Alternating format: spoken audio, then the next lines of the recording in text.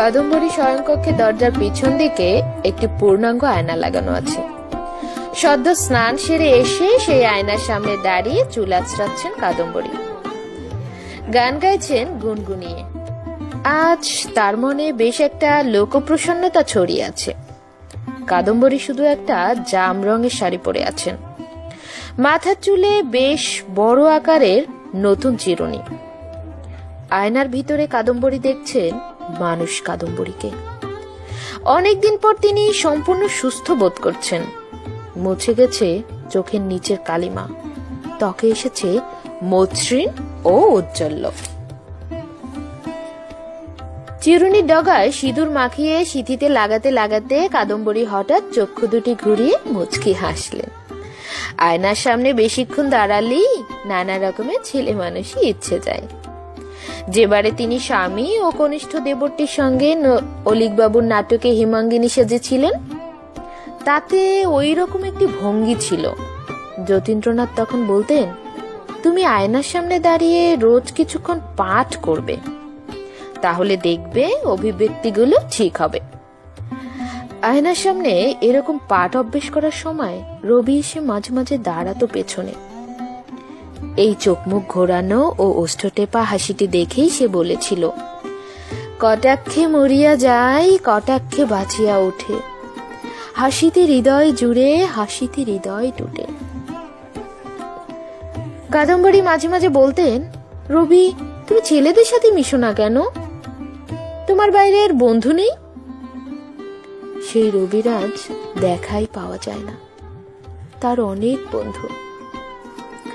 আজ দেখা হবে, অনেক দিন বাদে আজ সবাই মিলে একসাথে আমোদ আহ্লাদ করা হবে। বহু পরিশ্রম ও অর্থ ব্যয়ের পর যতীন্দ্রনাথের প্রথম জাহাজ জলে ভেসেছে। সাত করে নাম রেখেছে সরোজিনী, তার সবচেয়ে বিখ্যাত নাটকটির নামে। আর কয়েকদিনের মধ্যেই জাহাজটি বাণিজ্যিক যাতায়াতের জন্য শুরু হবে পূর্ববঙ্গে। আজ গঙ্গাবক্ষে জ্যোৎস্না রাতে সেখানে হবে এক পারিবারিক উৎসব।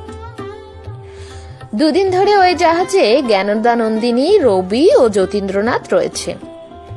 ওরা কাজে ব্যস্ত ঠিকই, কিন্তু একসঙ্গে কাজ করার একটা আমোদও তো আছে।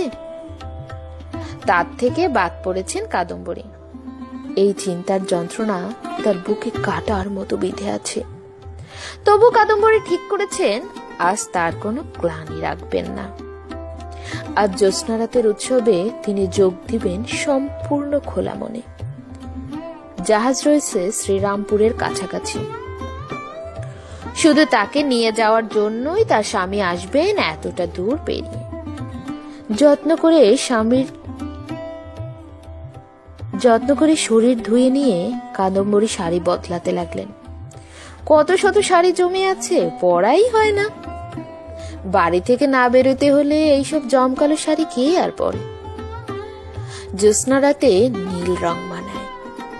অনেক শাড়ি ঘাটাঘাটি করে শেষ পর্যন্ত কাদম্বরী পছন্দ করলেন গাঢ় নীল রঙের নয়নসুখ সিল্কের শাড়ি। আলতা দাসীকে আগে থেকে খবর দেয়া ছিল, সে এসে দুপায়ে আলতা পরিয়ে দিয়ে গেল। তারপর কাদম্বরী একসঙ্গে 12টি ধূপ জ্বালিয়ে সেই ধূপের ধোঁয়া লাগালেন তার চুলে ও 2 স্তনের মাঝখানে। ভুরুতে দিলেন কাজল, সুরমা আঁকলেন চোখে। 2 বগলের নিচে বেশ কিছুক্ষণ চেপে ধরে রইলেন কয়েকটি চাপা ফুল। আতর কিংবা বিলিতি সুগন্ধের চেয়ে এসবই কাদম্বরীর পছন্দ। সাজ শেষ করে খোপায় একটি ফুলের মালা জড়িয়ে আবার দাঁড়ালেন আয়নার সামনে। নিজের রূপ নিয়ে ঘুমুর করতে নেই।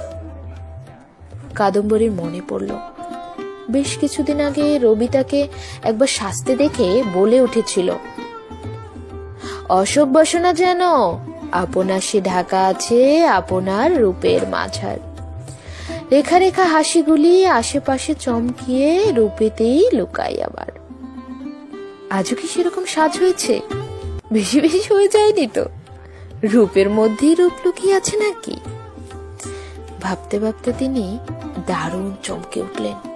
কোকিল ডেকে উঠল 6 বার। তাহলে তো সময় হয়ে গিয়েছে। সিঁড়ি থেকে শোনা যাচ্ছে তার স্বামীর পদশব্দ। দরজা খুলে তিনি বললেন, হুলোর মা, দেখো তো কেউ এলো না। সিঁড়ি দিয়ে কেউ উঠে আসছে না তো।